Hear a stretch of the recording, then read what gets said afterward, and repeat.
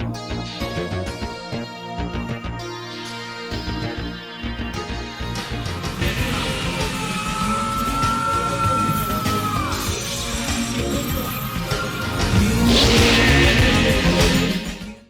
les asticots, j'espère que vous avez la pêche. Moi comme d'habitude j'ai la super patate, surtout avec ces nouveaux épisodes de la version 2021 de Shaman King. Et là on va se faire la review de l'épisode 2, épisode qui est un peu comme le premier, un minimum rushé quand même. On a encore voilà la concentration en un seul épisode de ce qui se passait sur 2 épisodes dans la première série.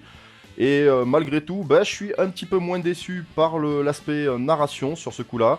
Voilà, je trouve ça un peu moins gênant sur cette partie de l'histoire. Mais voilà, on va développer ça un peu plus en détail dans les commentaires.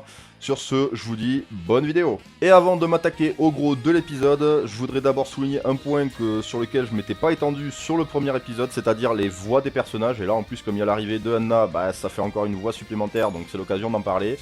Et honnêtement, quitte à m'attirer les foudres des anti-VF, je préférais largement les voix de la VF.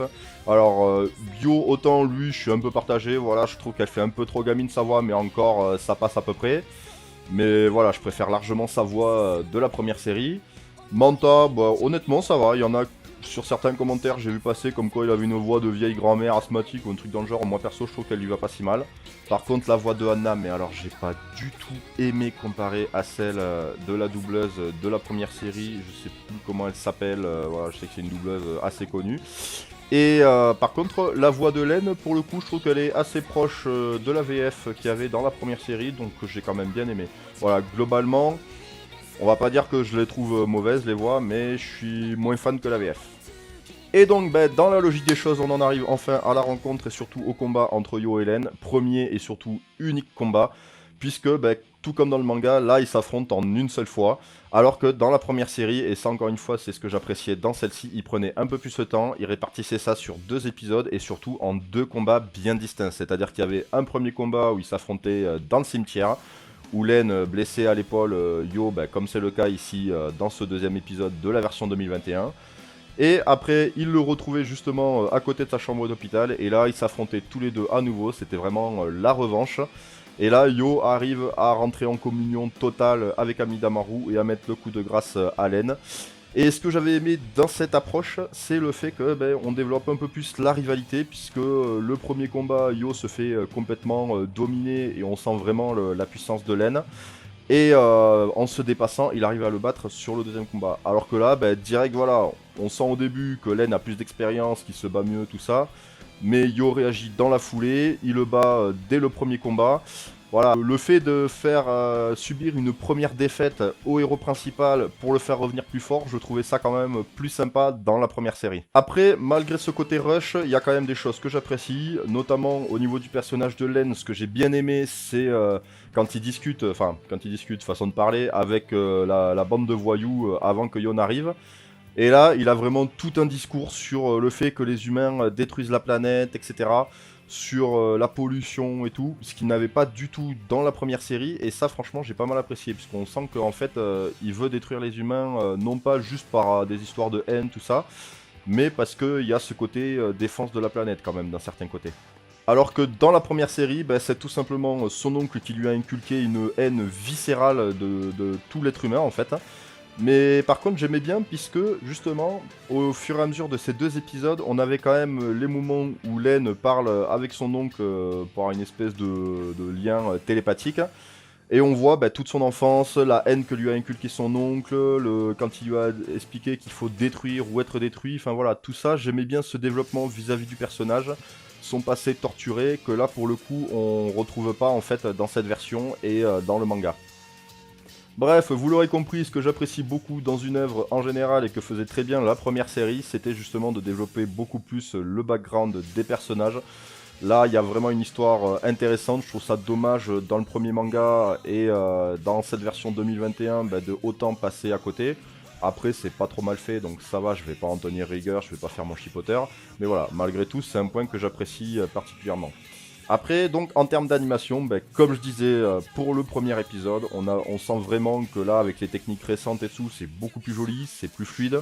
Les visages et tout sont beaucoup plus expressifs, ça c'est clair et net. J'ai beau apprécier les dessins animés à l'ancienne, là j'ai beaucoup aimé.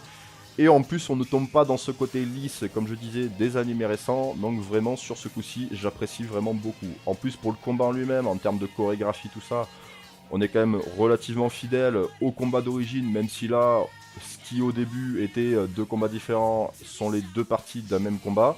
Voilà, on retrouve à peu près les mêmes attaques, les mêmes moments. Quand Yo part la première grosse attaque de laine grâce à Amidamaru. Alors là, j'aimais bien le fait que dans la première série, encore une fois, on avait Amidamaru qui était vraiment là en mode je conseille Yo, voilà, tu te prépares, tu pars de telle manière, tout ça. Là, il donne juste le nom de sa technique pour parer et poum, hop, ça y est, le coup est mis de côté, voilà. Donc encore une fois, il y avait des bonnes choses dans la première série, il y a aussi de très bonnes choses dans celle-ci. Et pour le coup, j'ai vraiment beaucoup apprécié cet épisode et visuellement, il me met une sacrée claque. Voilà, donc globalement, cet épisode respecte quand même plutôt bien l'idée principale de l'affrontement entre Len et Yo, c'est-à-dire l'affrontement des idéaux entre le fait d'un côté de considérer les fantômes comme ses amis et de l'autre de les considérer comme des outils. Et ça montre bien qu'il n'y a pas un seul point de vue absolu, que chacun a ses bons et ses mauvais côtés. Dans les deux cas, ils arrivent à tirer 100% de la puissance de leur esprit. Et là, ça met vraiment bien en place toute la rivalité qu'il va y avoir entre les deux. Et ça, pour le coup, voilà, c'est plutôt bien réussi. Après, on en arrive enfin à la fin de l'épisode avec l'arrivée de Anna. Là, pour le coup, comme je disais en début de review, sa voix, je trouve qu'elle fait vraiment trop pimbèche. Là, voilà. Autant la première série, elle avait une voix vraiment classe, badass, voilà. Elle avait ce côté toujours à donner des ordres à Yo et à être dominatrice. Mais, je sais pas, le ressenti qu'on avait dans sa voix, c'était plus naturel. Là, ça fait vraiment juste la pimbèche de service, voilà, qui s'en bat les steaks, qui veut juste être sa femme, voilà, pour être à ses côtés quand il sera roi des chamans, et basta. Voilà les amis, comme d'habitude, j'espère que cette review vous a plu. Si c'est le cas, n'hésitez pas à liker, partager, vous abonner à la chaîne si c'est pas déjà fait. Me dire en commentaire ce que vous en pensez pour que je puisse continuer à progresser et puis qu'on puisse échanger justement sur les ressentis qu'on a chacun autour de cette nouvelle version. Et moi, en attendant la prochaine, je vous dis ciao. Ouvre les yeux, regarde bien. Tu peux bondir plus haut et plus loin. Le monde que tu vois n'est rien qu'une image. Écoute plutôt tes rêves les plus sauts. Tant de mystères jamais dévoilés. Tant de chemins qu'il faut explorer. Est-ce donc ta destinée d'être chaman, chaman king, d'être chaman, chaman?